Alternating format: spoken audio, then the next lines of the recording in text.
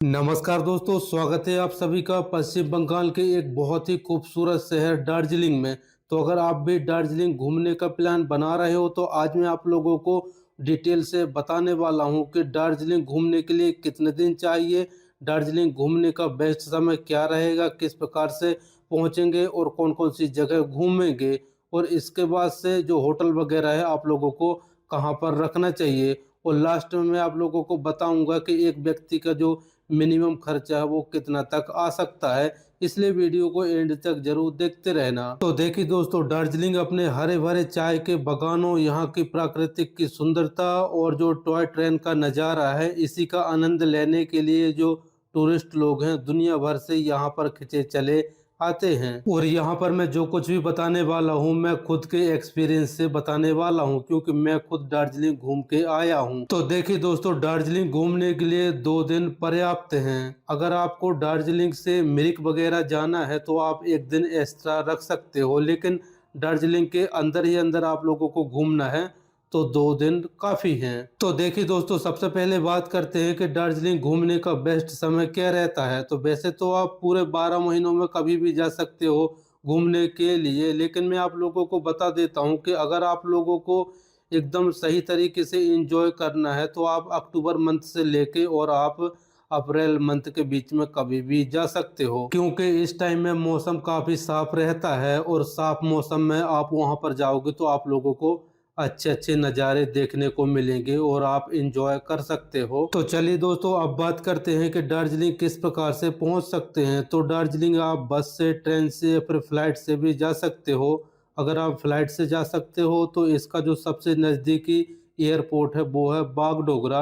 आप Bagdogra international airport में पहुंच जाइए और इसके बाद से आप वहां से बस या फिर आप प्राइवेट टैक्सी पकड़ के और आप दार्जिलिंग जा सकते हो। वरना अगर आप ट्रेन से जाते हो तो आप न्यू जलपाईगुड़ी या फिर सिलीगुड़ी रेलवे स्टेशन में उतर जाइए, या फिर अगर आप बस से जाते हो तो आपको लिए बेस्ट रहेगा कि आप सिलीगुड़ी तक बस से पहुंच जाइए। और इसके बाद से जैसे आप सिलीगुड़ी पहुंचोगे तो वहां पर आप लोगों को बहुत सारे प्राइवेट टैक्सी या फिर सरकारी बस मिल जाएगी जो कि दार्जिलिंग जाती है। अगर आप बस से जाते हो तो 125 रुपये पर पर्सन चार्ज लेगा और 4 घंटे में आप लोगों को दार्जिलिंग पहुंचा देगा। तो दार्जिलिंग पहुंचने के बाद अब बात करते हैं कि होटल किस एरिया में रखना चाहिए ताकि हम लोगों को पैदल आने जाने में कोई भी दिक्कत ना आए। तो मैं आप लोगों को बता देता हूं कि दार्जिलिंग रेलवे स्टेशन के आसपास आप रख सकते हो, या फिर आप इसी रोड से थोड़ा आगे की तरफ जाओगे तो रोड में भी रख सकते हो। अब यहाँ पर रखने का सबसे बड़ा फायदा ये होता है कि अगर आपको दार्जिलिंग रेलवे स्टेशन घूमना है या फिर बस स्टैंड की तरफ जाना है तो आप पैदल ही जा सकते हो, आपको कोई भी ऑटो करने की ज़रूरत नहीं है। और अगर आप ऊपर पहाड़ी की तरफ रूम रखते हो तो फिर तो आप लोगों को ऊपर चढ़ने में या फिर ऊपर से नीचे की तरफ आने में काफ़ी दिक्कत होती है। तो इसी वजह से मैं आप लोगों को बता रहा हूँ कि आप स्टेशन के आजू बाजू रख लीजिए। तो दोस्तों, अगर हम होटल के रेट की बात करें तो इनका रेट फिक्स नहीं होता है, ये समय के साथ ऊपर नीचे चेंज होता रहता है। लेकिन अगर आप सिंगल जाते हो एज ए सोलो ट्रैवल तो आप कोशिश करें कि आपको कोई हॉस्टल मिल जाए या फिर डोरमेट्री मिल जाए, तो ये सिंगल सिंगल बेड ये बेस्ट रहता है और आप लोगों को सस्ता भी पड़ता है। और मैं भी सिंगल गया था दार्जिलिंग घूमने के लिए और मैं 3 दिन रुका था और इसी रोड में मुझे एक अपने बजट के अनुसार एक होटल में कमरा मिल गया था जो कि 600 रुपये एक दिन का ले रहा था। तो मैं 3 दिन रुका था तो 1800 रुपये टोटल पे किया था। तो चलिए दोस्तों, अब बात करते हैं डे 1 की कि आज पूरा दिन आप लोगों को कौन कौन सी जगह कवर करनी है और मैंने किस प्रकार से घूमा था मैं आप लोगों को वो भी साथ में बताता चलूँगा।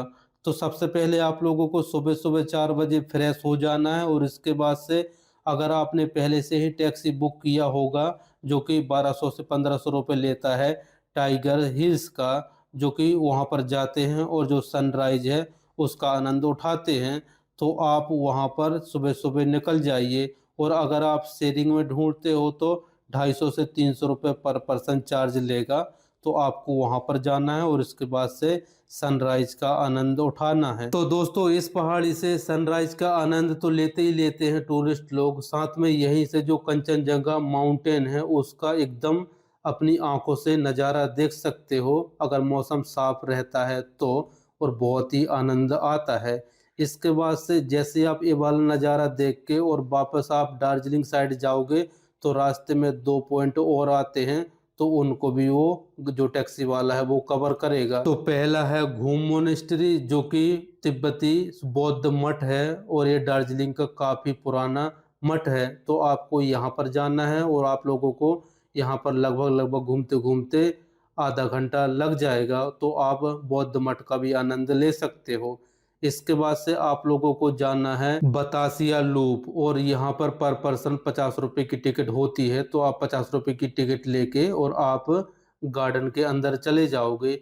एक प्रकार से बतासिया लूप है ना, वो एक हरा भरा गार्डन है और इसको गोरखा वॉर मेमोरियल भी बोलते हैं। और ये बतासिया लूप भी थोड़ा हाइट में है, इस वजह से यहाँ से जो आजू बाजू की बर्फीली पहाड़ियाँ हैं लोग उसका आनंद उठाते हैं। और इसके बाद से यहीं पर जो लोकल इनकी ड्रेसेस होती है वो पहन के और फोटो सेल्फी वगैरह का आनंद लेते हैं। और जब भी टॉय ट्रेन आती है तो यहीं पर रुकती है, और इसके बाद से जो टॉय ट्रेन में टूरिस्ट लोग बैठते हैं वो यहाँ का आनंद लेते हुए फिर आगे की तरफ बढ़ते हैं। तो इस प्रकार से आप लोगों को बतासिया लूप का भी आनंद लेना है। तो ये तीनों पॉइंट कवर करके और आप लोगों को 9 साढ़े 9 बजे दार्जिलिंग वापस टैक्सी वाला छोड़ देगा। और इसके बाद से आप लोगों को थोड़ा बहुत आराम करना है, फिर चाय नाश्ता वगैरह करना है तो आप वो भी कर सकते हो। और इसके बाद से इसी टैक्सी वाले से आप पहले से ही बातचीत कर लीजिए कि जो 4-5 लोकल साइट सीन है वो हमको कंप्लीट करना है, तो आप कितना लोगे। तो मैं आप लोगों को बता देता हूँ कि शेयरिंग में वो 250 से 300 रुपये लेगा, और अगर आप बुक करके जाते हो तो 1200 से लेके और 1500 रुपये लेगा। चलिए अब मैं आप लोगों को बता देता हूँ कि वो कौन कौन सी लोकल साइट सीन है। तो दोस्तों सबसे पहले आप लोगों को दार्जिलिंग जू पार्क जाना है, और जू पार्क की जो टिकट है वो पर पर्सन 110 रुपये है। इसके बाद से आप लोगों को पूरा जू पार्क घूमते घूमते लगभग लगभग 2 घंटा तो आराम से निकल ही जाएगा। और ये जो पार्क है ना बहुत ही अच्छा है, काफ़ी कुछ आप लोगों को यहाँ पर जानवर वगैरह देखने को मिलते हैं जो कि अदर पार्क में आप लोगों को ना मिलेंगे, और यहाँ पर आप लोगों को मिल जाते हैं। तो जू पार्क घूमने के बाद अब हम रोपवे में आ जाते हैं, और रोपवे की जो पर पर्सन टिकट है वो है 260 रुपये, और ये सीजन के हिसाब से ऊपर नीचे भी हो सकती है। और इसके बाद से आप रोपवे में बैठे बैठे एक जगह से दूसरी जगह जाओगे, और इसके बाद से दार्जिलिंग की जो सिटी के नज़ारे हैं वो आप अपने मोबाइल में कैप्चर करोगे, बहुत ही सुंदर सुंदर, क्योंकि ऊपर से जो नज़ारे हैं बहुत ही अच्छे अच्छे चाय के बागान दिखाई देते हैं। तो आप रोपवे का भी आनंद ले सकते हो। और रोपवे का आनंद लेने के बाद अब हम आ जाते हैं तेंजिंग रॉक। और ये तेंजिंग रॉक बहुत ही बड़ी जगह नहीं है, जस्ट रोड के बाजू में एक ऊंचा सा पत्थर है जिसमें रस्सियों के सहारे लोग ऊपर की तरफ चढ़ते हैं, और इसका भी फीस लगता है 100 रुपये पर पर्सन। तो अगर आपको ये इंजॉय करना है तो आप वो भी कर सकते हो। इसके बाद से अब हम आ जाते हैं दार्जिलिंग टी गार्डन, और यहाँ पर कोई भी एंट्री फीस नहीं है, जस्ट आप फ्री में इंटर हो सकते हो। और इसके बाद से इनकी जो लोकल ड्रेसेस हैं 50 रुपये पर पर्सन दे के आप पहन सकते हो, और इसके बाद से फ़ोटो सेल्फी वगैरह ले सकते हो, और चाय के बागानों का जो आनंद है वो आप उठा सकते हो। तो दोस्तों ये जो सारे प्लेस है वो दार्जिलिंग के अंदर ही अंदर हैं और पास पास हैं। आप चाहो तो स्कूटी रेंट पे या फिर गाड़ी रेंट पे लेके आप खुद से घूम सकते हो। और जो टाइगर हिल है वो थोड़ा सा 13 से 14 किलोमीटर दार्जिलिंग से दूर है। बाकी ये जो सारे प्लेस हैं 4 प्लेस वो पास पास हैं। तो एक दिन हमारा यहाँ पर कंप्लीट होता है, और शाम को आप वापस अपने रूम में आ जाइए। और इसके बाद से आप 7:30 से 8 बजे आप मॉल रोड में जा सकते हो, या फिर मॉल तरफ जा सकते हो रात का आनंद लेने के लिए, क्योंकि उस साइड भी काफ़ी चहल पहल होती है मॉल साइड में। तो दोस्तों अब हमारा डे 2 स्टार्ट होता है। तो सबसे पहले आप लोगों को महाकाल टेम्पल जाना है, और ये मंदिर काफ़ी हाइट में है। तो आप चाहो तो टैक्सी बुक कर सकते हो, अगर आपको पैदल जाना है तो आप पैदल भी जा सकते हो, क्योंकि ये दार्जिलिंग के अंदर ही है लेकिन थोड़ा हाइट में है। तो आप लोगों को महाकाल मंदिर के दर्शन करना है, और आप लोगों को वहां पर काफी मजा आने वाला है, क्योंकि यहाँ का जो लोकेशन है ना बहुत ही बेस्ट है, बहुत ही अच्छा है, और काफी हरा भरा है और काफी शांत वातावरण है। इसके बाद से अब हम बात करते हैं दूसरा पॉइंट की, तो वो है पीस पगोड़ा, जिसको जापानीज टेम्पल भी बोलते हैं। तो आप चाहो तो वहां पर टैक्सी में जा सकते हो, या फिर अगर आपको पैदल जाना है तो आप पैदल भी जा सकते हो, क्योंकि ये भी काफी हाइट में है। तो इस प्रकार से आप जापानीज टेम्पल का आनंद उठा सकते हो। और इसके बाद से शाम को 3 से 4 बजे आप दार्जिलिंग रेलवे स्टेशन आ जाइए, क्योंकि इस टाइम में सूर्य सनसेट होता है। तो जो रेलवे स्टेशन के सामने के नज़ारे हैं पहाड़ियों के, बहुत ही सुंदर दिखाई देता है। तो आप रेलवे स्टेशन आके और यहाँ पर भी फोटो सेल्फी वगैरह ले सकते हो, इसका भी आप एंजॉय कर सकते हो। और अगर आपके पास टाइम बचता है तो यहाँ का जो लोकल मार्केट है चौक बाजार, आप वहाँ पर भी जाके और मार्केट एक्सप्लोर कर सकते हो। तो इस प्रकार से 2 दिन में आप दार्जिलिंग के अंदर जितने भी जगह थी घूमने के लिए आपने कंप्लीट कर लिया है। चलिए अब बात करते हैं राउंड फिगर में कि एक व्यक्ति का जो खर्चा है वो कितना तक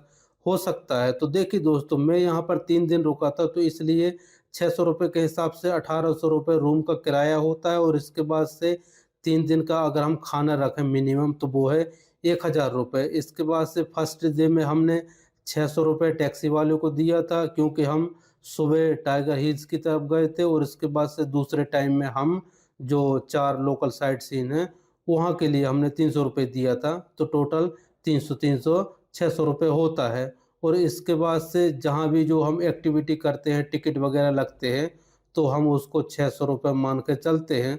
तो आप इतना काउंट करोगे तो 5230 रुपये होता है। क्योंकि महाकाल टेम्पल और पीस पगोड़ा मैं खुद पैदल गया था, कोई भी टैक्सी वगैरह नहीं किया था, जिस वजह से मैं यहाँ पर उसका टैक्सी का कोई भी किराया नहीं जोड़ा हूँ। इसके बाद से आप अपने स्टेट से या फिर आप अपनी सिटी से दार्जिलिंग पहुंचते हो, तो उसका जो रास्ते का खर्चा है या फिर टिकट है वो आप इस पे जोड़ सकते हो अलग से। तो दोस्तों, मोटा मोटी अगर हम मान के चलें कि एक व्यक्ति का दार्जिलिंग के अंदर घूमने का जो खर्चा है वो 6000 रुपये आ सकता है।